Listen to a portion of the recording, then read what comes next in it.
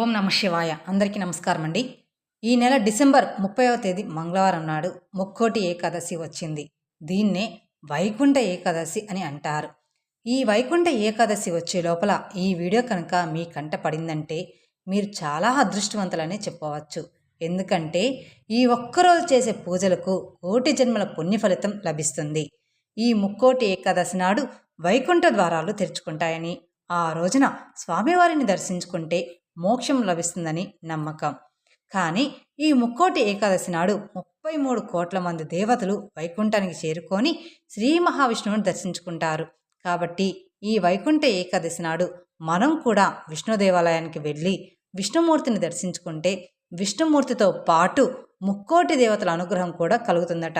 మరి ఇంతటి పవిత్రమైన ముక్కోటి ఏకాదశి నాడు ఈ 2 వస్తువులను కొని ఇంటికి తెచ్చుకుంటే చాలు, మహారాజయోగం పడుతుంది, తరతరాలకు తరగని ఐశ్వర్యం వస్తుందని పండితులు చెప్తున్నారు. ఆ వస్తువుల్లో మొదటి వస్తువు ఏమిటి అంటే పచ్చకర్పూరం. కొంచెం పచ్చకర్పూరాన్ని ఈరోజు మీ ఇంటికి తెచ్చుకోండి, చాలు, మీకు తరతరాల తరగని ఐశ్వర్యం అనేది వస్తుంది. మీకు అన్నీ కూడా శుభాలే జరుగుతాయి. కొంతమంది ఇళ్లలో అసలు శుభకార్యాలు జరగట్లేదని ఎంతో బాధపడిపోతూ ఉంటారు. అలాంటి వారు ఈరోజు పచ్చకర్పూరాన్ని కొని ఇంటికి తెచ్చుకుంటే ఖచ్చితంగా ఇంట్లో ఏదో ఒక శుభకార్యం జరుగుతుందని మన పెద్దలు చెప్తూ ఉంటారు. ఈరోజు పచ్చకర్పూరాన్ని కొని ఇంటికి తెచ్చుకుంటే ఒక మంచి పాజిటివ్ ఎనర్జీ అనేది వస్తుంది. చెడు అనేది ఇంట్లో నుంచి వెళ్ళిపోతుంది. లక్ష్మీనారాయణ అనుగ్రహం కలుగుతుంది. ఈరోజు కొని తెచ్చిన పచ్చకర్పూరంతో స్వామివారికి హారతి ఇవ్వండి, మీకు అంతా కూడా మంచే జరుగుతుంది. లేదా మీ పూజ గదిలో పెట్టి ఉంచవచ్చు, లేదా ప్రసాదంలో కొంచెం పొడి చేసి కలపవచ్చు, మీ ఇష్టం. ఈ పచ్చకర్పూరంతో మీరు ఏ విధంగా అయినా సరే చేసుకోవచ్చు. కానీ ఖచ్చితంగా పచ్చకర్పూరం కొని తెచ్చుకోండి. మీ ఇంట్లో ఆల్రెడీ ఉన్నా పర్వాలేదు, కొంచెం పచ్చకర్పూరం అయినా సరే కొని తెచ్చుకోవాలి. ఇక ఈ ఏకాదశి రోజు పచ్చకర్పూరాన్ని కొని తెచ్చుకోవడం వలన మీకు ఉండే సమస్యలు, కష్టాలు అన్నీ కూడా తొలగిపోతాయి. ధనలాభం కలుగుతుంది, ధన సమస్యలు పోతాయి, అప్పులు తీరిపోతాయి, లక్ష్మీనారాయణ అనుగ్రహం కూడా కలుగుతుంది, తరతరాలు తరగని డబ్బు అనేది వస్తుంది, మహారాజయోగం పడుతుంది. రోజు ఒక చిన్న గ్లాసులో 3 స్పూన్ల నీళ్లు పోసి ఆ నీటిలో చిటికెడు పచ్చకర్పూరాన్ని కలిపి పొడిలా చేసి కలపండి. తర్వాత ఆ కర్పూరం నీటిని ఇంట్లో 4 మూలలా చల్లండి. ఇలా చల్లితే మీ ఇంట్లో ఉన్న దురదృష్టం అంతా కూడా బయటికి వెళ్ళిపోతుంది. అదృష్టవంతులుగా మారిపోతారు. అమ్మవారికి కావాల్సినంత ఐశ్వర్యాన్ని ఇస్తుంది. కనుక ఈ ఏకాదశి రోజు పచ్చకర్పూరం కొని ఇంటికి తెచ్చుకోండి. వీలుంటే ఇప్పుడు మనం చెప్పిన విధంగా కూడా చేసి మంచి శుభ ఫలితాలను పొందండి. ఇక రెండో వస్తువు ఏమిటి అంటే ఏకాక్షి నారికేళి. ఈ ఏకాదశి రోజు ఒక ఏకాక్షి నారికేళిని కొని తెచ్చుకొని మీ పూజా గదిలో పెడితే దరిద్రమంతా కూడా పోతుంది. ఈ ఏకాక్షి నారికేళం అనేది పూజా స్టోర్లో దొరుకుతుంది. మహా అయితే ఇది 100 రూపాయలు ఉంటుంది అంతే. కాబట్టి ఈరోజు ఒక 100 రూపాయలు ఖర్చు పెట్టి మీరు ఏకాక్షి నారికేళాన్ని కొని ఇంటికి తెచ్చుకోండి. మీ ఇంట్లో ధన సమస్యనే ఉండదు. ఈ ఏకాక్షి నారికేళాన్ని కొని తెచ్చుకొని మీ పూజ గదిలో పెట్టుకుంటే లక్ష్మీనారాయణ అనుగ్రహం లభిస్తుంది. లక్షలు కాదు, కోట్లు రావడానికి కూడా అవకాశం ఉంటుంది. కనుక ఈరోజు ఎలా అయినా సరే ఒక ఏకాక్షి నారికేళాన్ని కొని ఇంటికి తెచ్చుకోండి. ఏకాక్షి అంటే ఒక కన్ను గలది అని అర్థం అన్నమాట. ఇక ఈ ఏకాక్షి కొబ్బరికాయలు చాలా చిన్నవిగా ఉంటాయి. సాధారణంగా కొబ్బరికాయలు 3 కళ్ళు కలిగి ఉంటాయి. 3 కళ్ళు ఉన్న కొబ్బరికాయలే నైవేద్యానికి పనికి వస్తాయి. ఒక కన్ను ఉన్న కొబ్బరికాయలు కొన్ని ఉంటాయి. ఇవి సృష్టిలో చాలా అంటే ప్రత్యేక వస్తువులని చెప్పుకోవచ్చు. ఇవి పూజా స్టోర్లో మాత్రమే దొరుకుతాయి. ధనవంతులుగా మారాలని కోరుకునేవారు ఈ ఏకాదశి రోజు ఈ ఏకాక్షి నారికేళాన్ని తెచ్చి చిన్న ప్లేట్లో కానీ తమలపాకులో కానీ పెట్టి పసుపు కుంకుమలు పెట్టి పూజ గదిలో పెట్టుకోండి. తద్వారా మీకు అంతా కూడా మంచే జరుగుతుంది. మీరు అనుకున్న విధంగా జరుగుతుంది.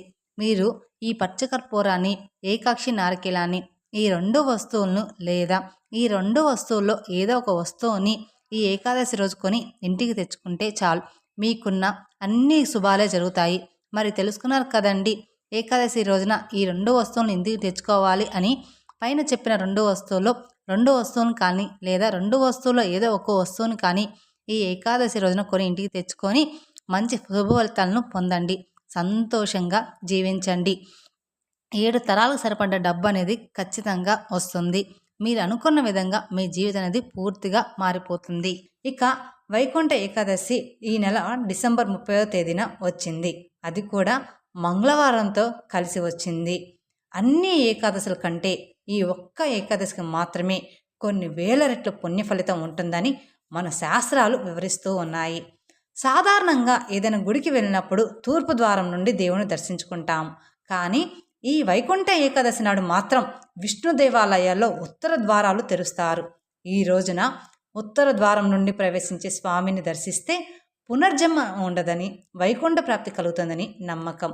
కాబట్టి ఈ ముక్కోటి ఏకాదశి నాడు ప్రతి ఒక్కరూ కూడా తప్పనిసరిగా వెంకటేశ్వర స్వామిని పూజించి ఉపవాసం ఉండాలి. ఉపవాసం ఉండలేని వారు దేవునికి మనస్ఫూర్తిగా నమస్కరించుకున్నా సరిపోతుంది. ఇక ఈ నూతన సంవత్సరం అంతా స్వామివారి అనుగ్రహం మీ ఇంటిపైన ఉంటుంది. వైకుంఠ ఏకాదశి వచ్చే లోపల ఈ 2-3 రోజుల ముందే మీ ఇల్లంతా బూజు దులిపి ఇంటిని శుభ్రం చేసుకోండి. ముఖ్యంగా ఈ ముక్కోటి ఏకాదశి నాడు విష్ణుమూర్తి విగ్రహానికి ఆవు పాలతో అభిషేకం చేస్తే కొన్ని వేల రెట్ల పుణ్య ఫలితం లభిస్తుంది. కాబట్టి ఇంకోటి ఏకాదశి వచ్చే లోపల ఒక చిన్న విష్ణుమూర్తి విగ్రహాన్ని తెచ్చుకొని మీ పూజ గదిలో పెట్టుకోండి. అలాగే ఈ ముక్కోటి ఏకాదశి నాడు ప్రతి ఒక్కరూ పూజ గదిలో తప్పనిసరిగా బియ్యం పిండితో శంఖం, చక్రం, నామం ముగ్గులు వేయాలి. తద్వారా స్వామివారు మీ ఇంట్లోకి అడుగు పెడతారు. విష్ణుమూర్తికి అత్యంత ప్రీతికరమైన వాటిలో తులసి దళాలు ఒకటి. కాబట్టి ఈ వైకుంఠ ఏకాదశి నాడు తులసి దళాలతో స్వామివారిని పూజించండి. తులసి దళాలు మాల కట్టి స్వామివారికి సమర్పించండి. అప్పుడు మాత్రమే మీ పూజకి ఫలితం అనేది దక్కుతుంది. తులసి లేని పూజ అసంపూర్ణమని మన శాస్త్రాలు వివరిస్తున్నాయి. కాబట్టి ఈ వైకుంఠ ఏకాదశి నాడు ఇంట్లో పూజ చేసేవారు మీ పూజ గదిలో ఉన్న వెంకటేశ్వర స్వామి చిత్రపటానికి తులసిమాల వేసి దీపారాధన చేయాలి. ఈ ముక్కోటి ఏకాదశి రోజున ఎవరైతే స్వామివారి పటాలకి తులసిమాల వేసి పూజ చేస్తారో అలాంటి ఇళ్లల్లో లక్ష్మీదేవి స్థిర నివాసం ఉంటుందని, ఇక మీ కొత్త సంవత్సరం అంతా కూడా, రాబోయే కొత్త సంవత్సరం అంతా కూడా డబ్బుకు లోటు లేకుండా మీ ఇల్లంతా కనకవర్షంతో నిండిపోతుందని, అదేవిధంగా ఈ ముక్కోటి ఏకాదశి నాడు పిండి దీపాలు మాత్రమే వెలిగించాలి. సాధారణంగా అందరూ ఇత్తడి కుందుల్లో దీపారాధన చేస్తూ ఉంటారు. కానీ వెంకటేశ్వర స్వామికి అత్యంత ప్రీతికరమైనది పిండి దీపాలు వెలిగించి మనస్ఫూర్తిగా వెంకటేశ్వర స్వామికి నమస్కారం చేసుకుంటే చాలు. ఇక మీ జన్మ ధన్యమైనట్టే. కాబట్టి ఈ ముక్కోటి ఏకాదశి నాడు పూజ గదిలో 2 పిండి దీపాలు వెలిగించి ఆవు నెయ్యితో దీపారాధన చెయ్యండి. అదేవిధంగా స్వామివారికి నైవేద్యంగా వడపప్పు, బెల్లం, పానకం మరియు అరటి పండ్లు నివేదించాలి. గోవింద నామాలు చదువుతూ స్వామివారిని పూజించి హారతి కర్పూరం సమర్పించే స్వామికి నమస్కారం చేసుకోండి. చాలు. ఇక స్వామివారి చల్లని చూపు మీ ఇంటిపై పడుతుంది. ఉదయాన్నే ఇంట్లో దీపారాధన పూర్తి చేసుకొని మీ దగ్గరలో ఉన్న విష్ణుమూర్తి దేవాలయానికి వెళ్ళండి. సంవత్సరానికి ఒక్కసారి మాత్రమే ఈ వైకుంఠ ఏకాదశి నాడు ఉత్తర ద్వారం తెరుచుకుంటుంది. కాబట్టి ఈ వైకుంఠ ఏకాదశి రోజున విష్ణుమూర్తి దేవాలయంలో వైకుంఠ ద్వారం నుండి స్వామివారిని దర్శించుకొని బయటకు వస్తే 7 జన్మల పాపాలన్నీ కూడా వెంటనే తొలగిపోయి అపారమైన సంపదలు కలిసి వస్తాయని నమ్మకం. ఉత్తర ద్వారం నుండి స్వామివారిని దర్శించుకునేటప్పుడు మీ మనసులోని కోరికలను స్వామివారికి చెప్పుకోండి. ఈ రోజున మీ మనసులో ఏది కోరుకున్నా మీ కోరికలన్నీ స్వామివారి పాదాల చెంతకు చేరుతాయట. ఎంతటి పవిత్రమైన ఈ ముక్కోటి ఏకాదశి నాడు ప్రతి ఒక్కరూ కూడా కుదిరితే ఉపవాసం ఉండండి. ఈ ఒక్కరోజు చేసే ఉపవాసాలకు కొన్ని వేల సంవత్సరాల తపస్సు చేసినంత పుణ్య ఫలితం లభిస్తుంది. అలాగే ఈ వైకుంఠ ఏకాదశి నాడు సాయంత్రం సూర్యుడు అస్తమించిన తర్వాత ఇంటి గుమ్మం బయట తప్పనిసరిగా దీపాలు వెలిగించాలి. ఈ రోజున ఇంటి ముందు దీపాలు వెలిగించకపోతే అలాంటి ఇళ్లల్లోకి లక్ష్మీదేవి అడుగు పెట్టదట. కాబట్టి ఈ ముక్కోటి ఏకాదశి నాడు సాయంత్రం సమయంలో ఇంటి ముందు 2 దీపాలు వెలిగించండి. చాలు శ్రీ మహాలక్ష్మీదేవి వెంటనే మీ ఇంట్లోకి అడుగు పెడుతుంది. ఈ ముక్కోటి ఏకాదశి నాడు మీరు ఇంకొక ముఖ్యమైన విషయం తెలుసుకోవాలండి. బియ్యము మరియు గోధుమలను అస్సలు తినకూడదట. ఎందుకంటే సర్వ పాపాలన్నీ కూడా బియ్యం దానాల్లో నివసిస్తాయట. కాబట్టి ఈ రోజున బియ్యం కానీ గోధుమలు కానీ తింటే మన పాపాలు పెరుగుతాయని నమ్మకం. అలాగే కొన్ని పురాణాల ప్రకారం ఈ ముక్కోటి ఏకాదశి నాడు మురా అనే రాక్షసుడు బియ్యంలో దాంగుంటాడట. కాబట్టి ఈ రోజున అన్నం తినకుండా ఉండాలని ఒక నియమం కూడా ఉంది. అందుకే చాలామంది కూడా ఉపవాసం ఉండాలి అని చెప్తూ ఉంటారు. ఏకాదశి కూడా అన్నం తింటే దీర్ఘకాలిక అనారోగ్య సమస్యలు ఏర్పడతాయని నమ్మకం. అందుకే ఈ రోజున ఉపవాసం ఉండాలని నియమం కూడా ఉంది. అలా అని చిన్నపిల్లలు ఉన్నారు, ముసలి వాళ్ళు ఉన్నారు, పండు ముసలి వాళ్ళు ఉన్నారు, మరి వాళ్ళకి అన్నం పెట్టాలి కదా అని అందరూ అంటారు. కానీ ఆ పరబ్రహ్మ స్వరూపుడే ఒక తులసి ఆకును వేసి సమర్పించండి, సరిపోతుంది. అలాగే కూరగాయల విషయంలో కూడా కొన్ని జాగ్రత్తలు తీసుకోవాలని శాస్త్రాలు వివరిస్తున్నాయి. ముఖ్యంగా ఈ ముక్కోటి ఏకాదశి రోజున ఆకుకూరలు, పప్పు, ధాన్యాలు, ఉల్లిపాయ, వెల్లుల్లి మరియు మాంసాహారానికి దూరంగా ఉండాలి. ఈ ఒక్కటి పని చెయ్యండి. ఇక ఈ ముక్కోటి ఏకాదశి నాడు పొరపాటును కూడా నలుపు రంగు వస్త్రాలను మాత్రం అస్సలు ధరించకూడదు. అలాగే తలకి నూనె రాయడం, శరీరానికి నూనె రాయడం చేయకూడదు. ఏకాదశి రోజున నూనె రాస్తే ఆయుష్ తగ్గుతుందని నమ్మకం. అలాగే ఈ ముక్కోటి ఏకాదశి నాడు ప్రతి ఒక్కరూ కూడా తప్పకుండా మీరు ఖచ్చితంగా తులసి తీర్థాన్ని సేవించాలి. తద్వారా ఆయురారోగ్యాలు కలుగుతాయని నమ్మకం.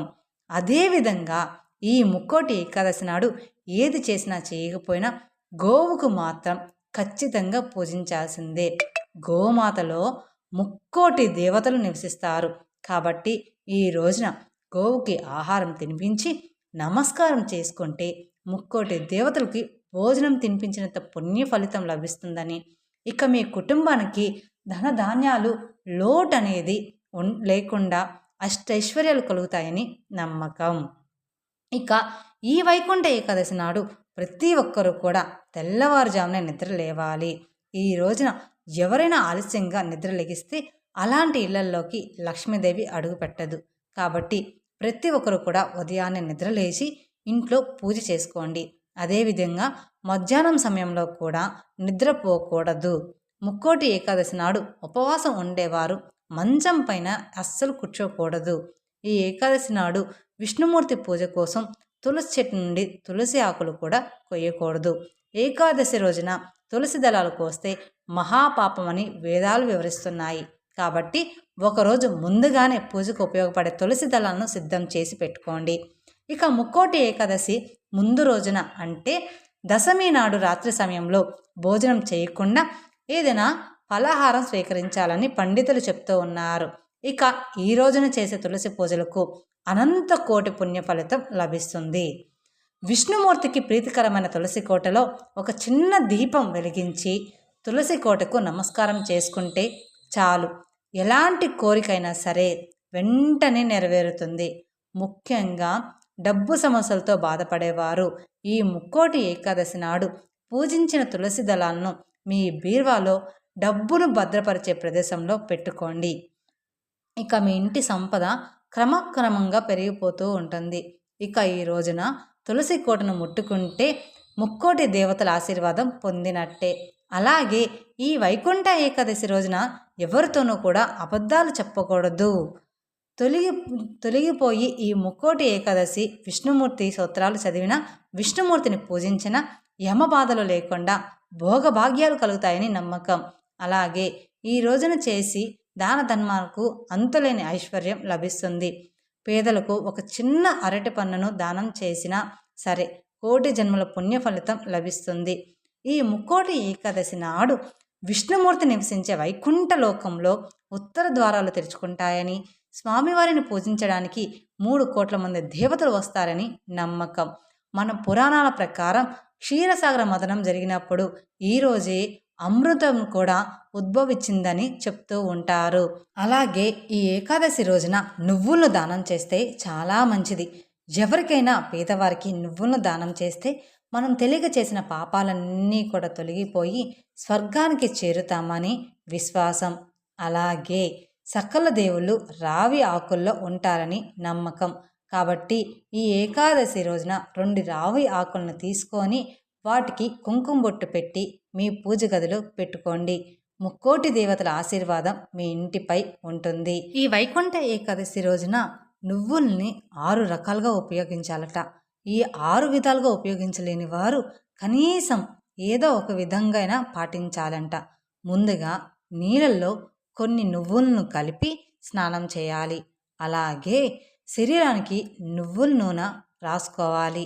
మనం ఫస్ట్ చెప్పాము నూనె రాసుకోకూడదు అని, కానీ అందులో నువ్వుల నూనె కాదు. ఇలా స్నానం చేసిన తర్వాత ఖచ్చితంగా కొన్ని నువ్వులను తినాలి. అలాగే నీటిలో కొన్ని నువ్వులు వేసుకొని తాగాలి. అలాగే నువ్వులతో చేసిన ఆహార పదార్థాలను తినాలి. ఈ ఏకాదశి రోజున ఏది చేసినా చేయకపోయినా వీటిలో ఏదో ఒక పనిని చేస్తే తద్వారా మీ జాతక దోషాలన్నీ కూడా తొలగిపోయి అపారమైన సంపద మీ ఇంటికి కలిసి వస్తుంది. ఈ ఏకాదశి రోజున శ్రీ మహావిష్ణువు రావి చెట్టులో కొలువై ఉంటాడట. కాబట్టి ఈ పవిత్రమైన ఏకాదశి నాడు రావి చెట్టుకు ప్రదక్షిణ చేస్తే విష్ణుమూర్తి ఆశీర్వాదం మీకు సంపూర్ణంగా లభిస్తుంది. అలాగే ఈ ఏకాదశి రోజు ఏదైనా విష్ణుమూర్తి ఆలయానికి వెళ్ళి ఆలయంలో 3 ప్రదక్షిణలు చేస్తే చాలా మంచిది. అలాగే ఈ ఏకాదశి రోజున మీరు ఉప్పు తినకూడదు. సాయంత్రం సమయంలో ఉప్పు తినకూడదు. ఏకాదశి నాడు ఉప్పు తింటే మీకు అనారోగ్య సమస్యలు వచ్చే అవకాశాలు అనేవి ఉంటాయి. అలాగే ఈ ఏకాదశి నాడు ఇంట్లో ఉన్న చెత్తను పడేయకూడదు. అలా చేస్తే మీ ఇంట్లో ఉన్న సిరి సంపదలు కూడా తొలగిపోతాయని వేద పండితులు చెప్తున్నారు. ఏకాదశి రోజున పసుపు రంగు వస్త్రాలు వేసుకుంటే జాతక దోషాలన్నీ కూడా తొలగిపోతాయి. ఈ పవిత్రమైన ఏకాదశి నాడు ఒక్క చిన్న దానం చేసినా సరే జన్మజన్మల అదృష్టం అనేది కలిసి వస్తుంది. ఇంట్లో ధనధాన్యాలకు లోటు అనేది ఉండదు. ముఖ్యంగా ఈ ఏకాదశి రోజున ఓం వాసుదేవాయ నమః అనే మంత్రాన్ని 108 సార్లు జపించండి. విష్ణుదేవుని ఆశీర్వాదంతో భోగభాగ్యాలను పొందుతారు. ఏకాదశి రోజున కృష్ణుడికి తామర పువ్వులను సమర్పిస్తే సంతాన ప్రాప్తి కలుగుతుంది. ఇది చాలామంది ఇబ్బంది పడుతున్నారు.